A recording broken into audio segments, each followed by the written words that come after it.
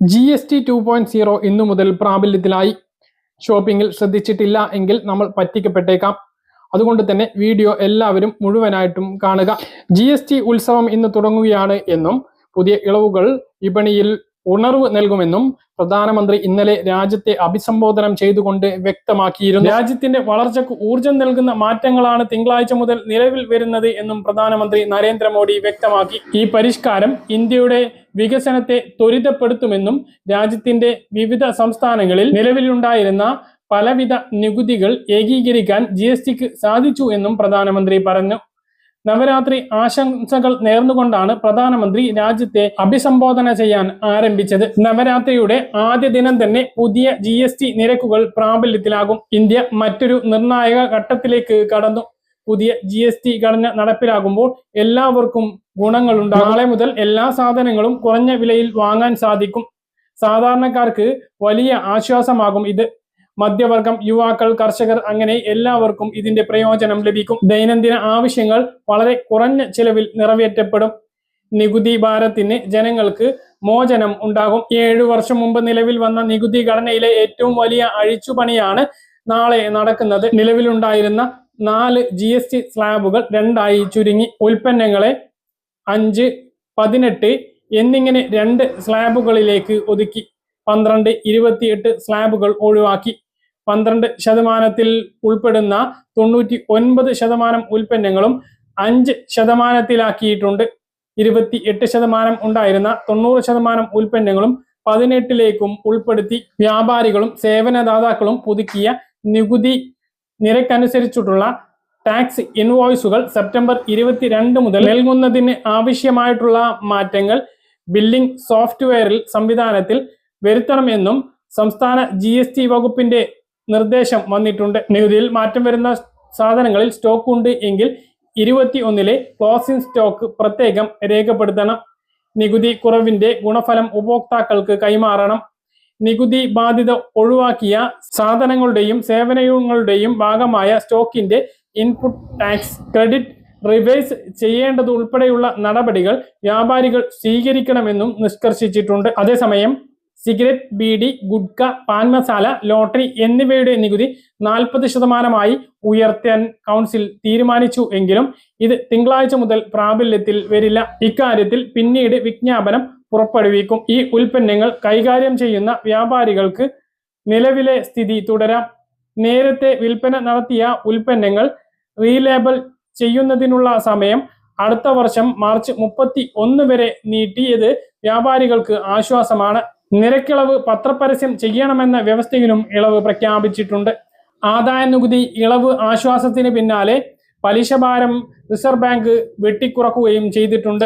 നവരാത്രി, ദീപാവലി ആഘോഷങ്ങൾക്ക് തുടക്കമാകുന്ന നാളെ മുതൽ ഇന്ത്യയിൽ ഷോപ്പിംഗ് പൊടിപൊടിക്കുമെന്നാണ് വിപണിയുടെ പ്രതീക്ഷ.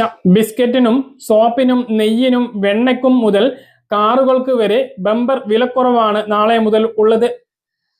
ഒട്ടുമിക്ക കമ്പനികളും GST ഇളവിന് പുറമെ ഉത്സവകാലം പ്രമാണിച്ച് വൻ ഡിസ്കൗണ്ട് ഓഫറുകളും പ്രഖ്യാപിച്ചിട്ടുണ്ട്. 700ഓളം ഉൽപ്പന്ന പാക്കുകളുടെ വിലയാണ് അമുൽ കുറച്ചിട്ടുള്ളത്.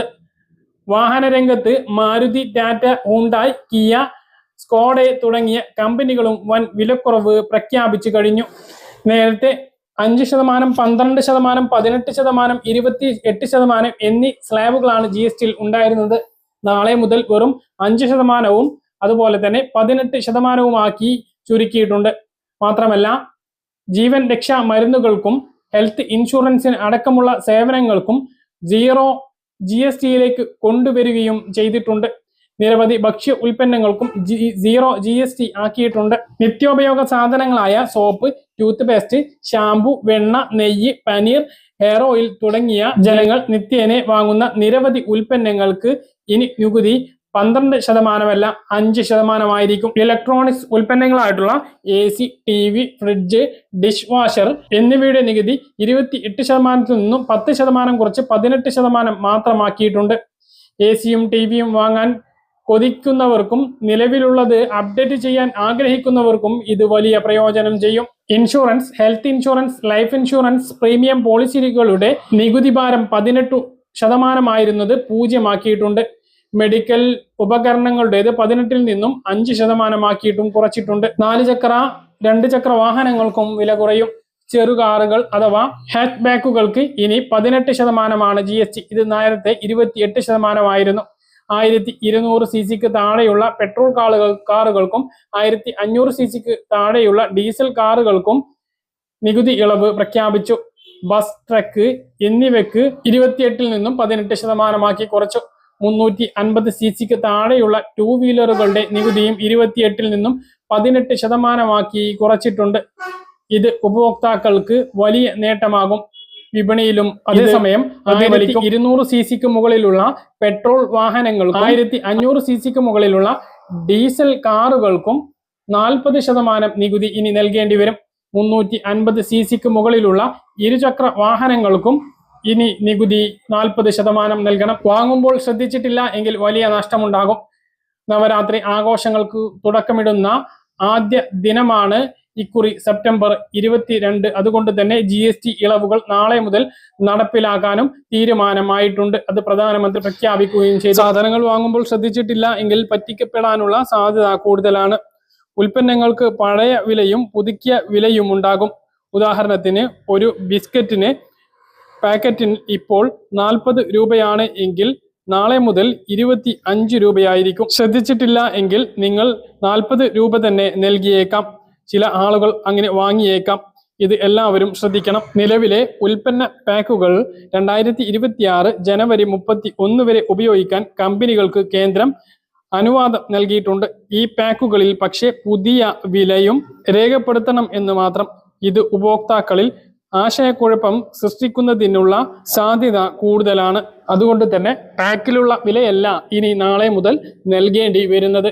കൃത്യമായിട്ട് ഈ കാര്യം മനസ്സിലാക്കിയിട്ടില്ല എങ്കിൽ പാക്കിലുള്ള വില സാധാരണക്കാർ നൽകാൻ സാധ്യതയുണ്ട്.